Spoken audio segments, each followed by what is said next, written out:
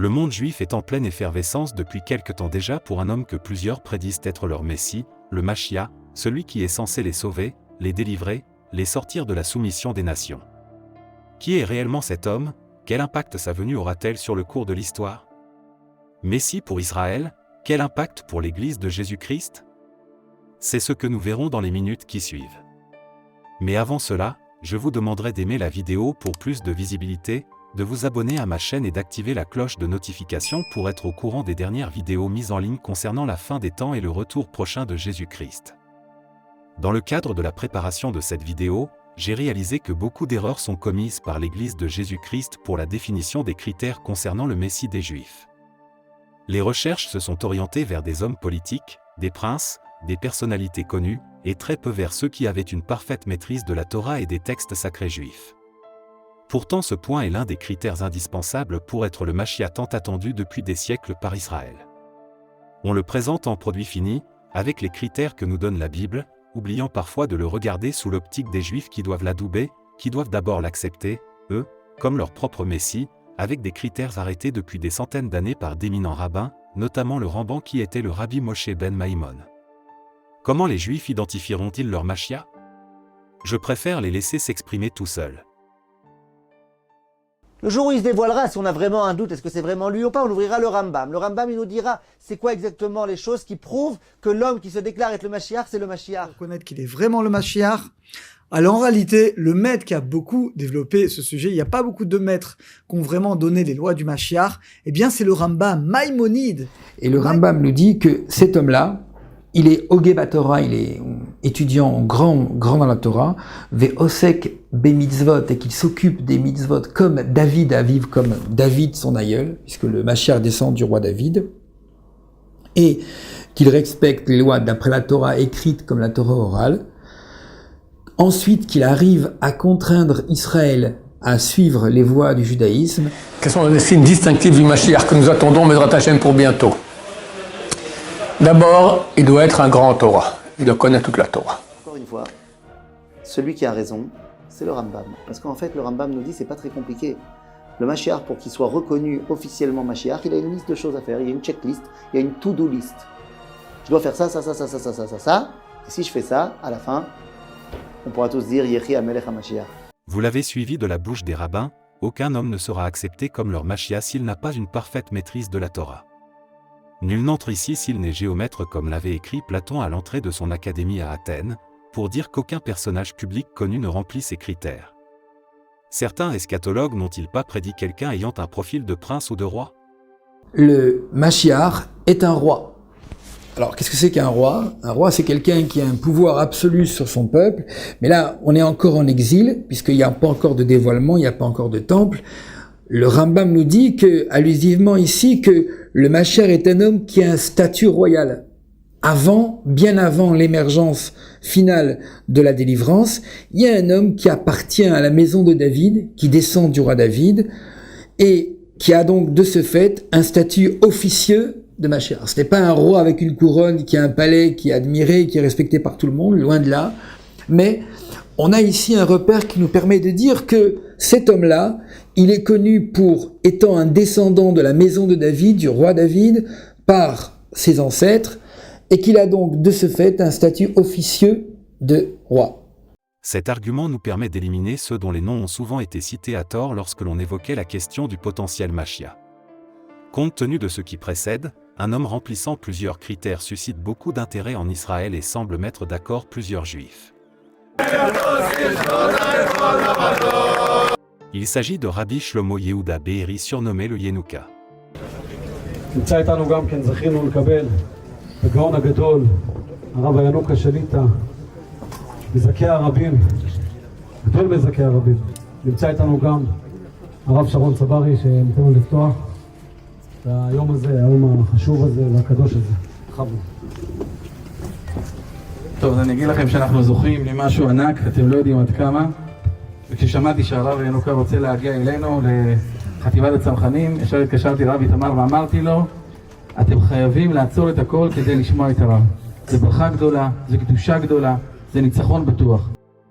Son enfance était peu ordinaire puisque déjà à l'âge de 7 ans il avait un intérêt très poussé pour la Torah. Tout comme c'était le cas pour Jésus. Il dispensa des cours lorsqu'il n'avait que 15 ans et à l'âge de 18 ans on lui demandait déjà avec insistance de donner des cours à Jérusalem. À ce jour, il a une parfaite maîtrise de tous les livres juifs sans oublier ceux de la Kabbale.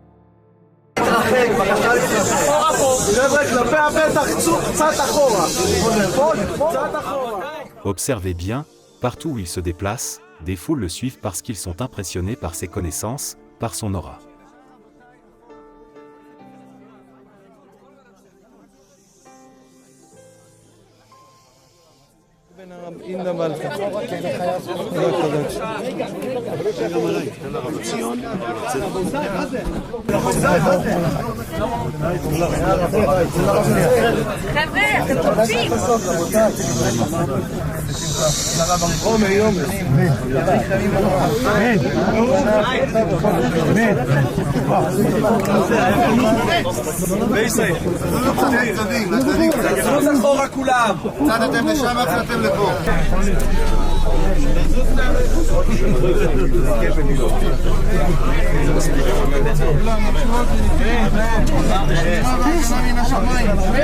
לא נראה ולא נחת משום דבר שבעולם.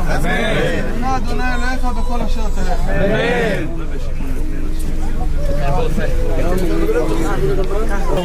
לא להתחצחה, לא להכניס. סייעתא דשמיא.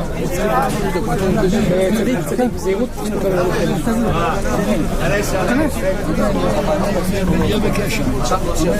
Des foules, disais-je.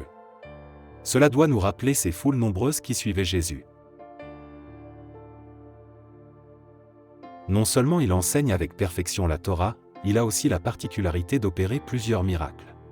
הוא כבר ממש נכנס לגבול הזה של סכנת חיים. ואז הוא אמר לי, מחר הוא יהיה בבית. מחר ישחררו אותו הביתה. היום כל דבר הכי קטן שאני עושה, באמת, כל צעד שאני צריך לעשות ויש לו משמעות בחיים שלי, אני פשוט הולך אליו ואני רואה את העצות שלו מתקיימות ומתגשמות אחד לאחד. אחד לאחד, וזה פשוט לא להאמין. פתאום, מכה אחד ירדתי. מ-105 ירדתי ל-60 קילו. לא יכולתי לדרוך על הרגליים. הלכתי על קצה גלגלים. לחצתי יד, אמר שתהיו בריאים והכל יהיה בסדר, וזה. באמת, הכל יהיה בסדר. עד שהתחלתי ללכת על הרגליים. והיום אמרתי, אני אבוא רק להגיד לו תודה רבה. אז זה שהציל את החיים שלי. וזה הכל בזכותו. הרב ינוקה. ב-31 לחודש ביקרתי את הרב באיזשהו סיפור מאוד עצוב שאחותי חלתה במחלה. ואתמול התבשרנו שפשוט אין גידול. הגידול נעלם כלא היה. כולם היינו מאוד מאוד מרוגשים, שמחים, מאושרים ברמות כאלה שהייתי חייב להגיע היום 21 לחודש לרב לבשר לו את הבשורה הזאת. ככה אני זוכר, הוא היה צועק, הוא היה הולך וצועק, כל פציעה הלכה ללכת לרגליים. נעלם הכל, ברוך השם, בנס, אין איזה שום איזה. אמרתי לו, כבוד הרב, תבוא לחמי, חמי עומד למות, כמה ימים ספורים יש לו. תברך אותו, אולי, אתה יודע, אולי תהיה איזו ישועה. בא בירך אותו, כן, שותה והולך על הרגליים. Plusieurs rabbins juifs sont conquis et lui attribuent la présomption d'être leur Messie, en attendant qu'il fasse construire le troisième temple et qu'il ramène les Juifs exilés dans le monde entier.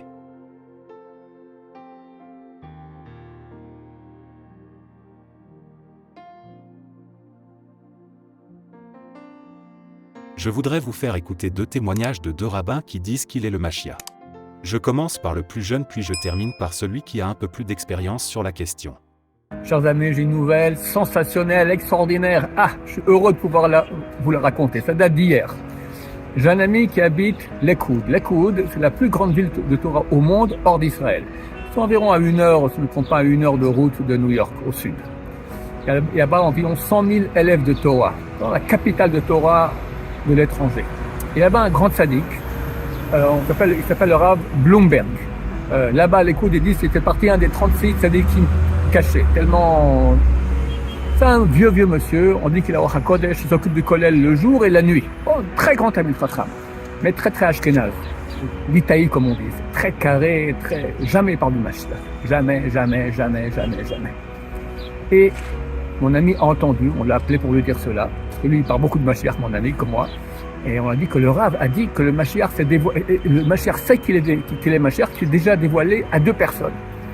Elle m'appelle hier, il m'a dit, hier soir j'ai appelé 10 fois, j'ai pas réussi à la voir, maintenant c'est 8h30, il va prendre son petit déjeuner, j'appelle, je vous rappelle. Il appelle, il a eu, et il me rappelle. Il me dit effectivement, Mashiach sait qu'il est Mashiach. Il s'est dévoilé déjà au moins à 2 personnes, peut-être à plus. Alors mon copain qui est tunisien, et bon, alors il vient Pessah ou avant? Il dit, écoute, ça c'est Dieu qui décide, moi je pense avant Pessah, déjà il sera là. Maintenant il profite l'idée, c'est le Yanouka, silence. Il dit, écoute, le Yanouka, il a toute qualité pour être le Mashiach. Il fait la Torah, c'est un grand Talmid Chacham. Il est complètement humble. Tout ce qu'il fait, il fait les Shem Samaim, vraiment, de façon désintéressée. Mais, c'est pas certain, ça peut être un autre aussi. Voilà, chers amis. Moi, je pense que le fait que le Rav Bloomberg parle ainsi, d'accord, ça c'est encore plus une grande nouvelle. C'est comme on dit en français, les poules auront des dents. Le Mashiach est arrivé. C'est tellement impossible qu'un tzaddik ashkénaze de ce type-là parle du Mashiach comme ça, c'est Mashiach, il arrive. Alors, chers amis, préparons-nous, on ne sait pas encore tout ce qui nous attend jusqu'à Mashiach vienne, mais il faut avoir confiance, savoir que ça y est, on est à la fin, on aura le bonheur de voir Mashiach. Et terminons donc par le plus expérimenté en la présence du concerné lui-même devant un grand public.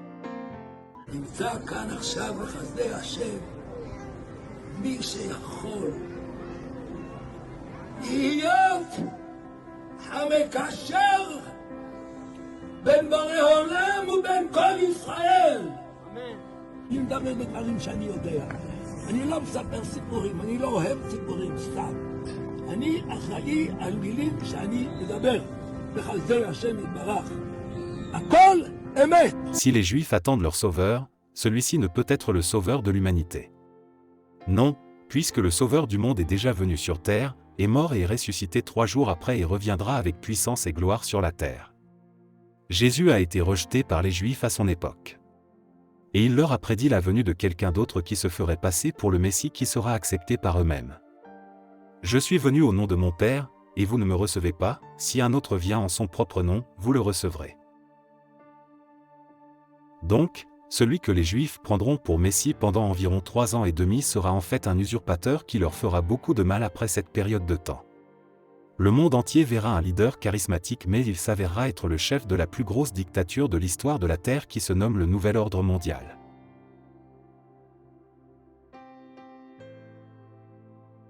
Tous ceux qui s'opposeront à lui seront purement et simplement broyés. Le Mashiach des Juifs n'est autre que l'Antéchrist qui a été annoncé par plusieurs prophéties bibliques. La Bible nous dit que l'Église verra paraître l'Antéchrist. Mais il ne pourra pas se manifester comme tel tant que l'Église et le Saint-Esprit seront sur terre. La manifestation du Mashiach des Juifs ou l'Antéchrist va se faire après le chaos que connaîtra le monde suite au conflit entre Israël et la Palestine. De là on assistera à la polarisation du monde en 10 biorégions d'où émergera l'Antéchrist. Il s'agit ici des 10 orteils de la statue de Daniel chapitre 2 et des 10 cornes des chapitres 13 et 17 du livre d'Apocalypse. Puis va s'ouvrir pour le monde une période sombre. Toutes ces choses prédites par la Bible sont en train de s'accomplir dans cette époque sous nos yeux. La dispensation de la grâce est quasiment arrivée à sa fin.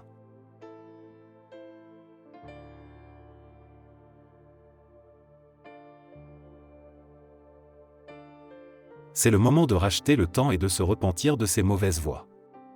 Si tu ne t'es pas encore tourné vers Jésus-Christ pour le pardon de tes péchés, tu as l'occasion de le faire maintenant.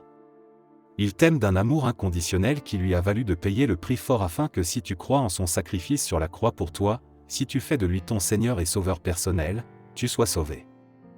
Le salaire du péché, c'est la mort, mais le don gratuit de Dieu, c'est la vie éternelle en Jésus-Christ notre Seigneur. Pense à ta vie, pense à l'endroit où tu passeras l'éternité. Vos commentaires ou vos questions en bas de la description et je me ferai le plaisir d'interagir avec vous.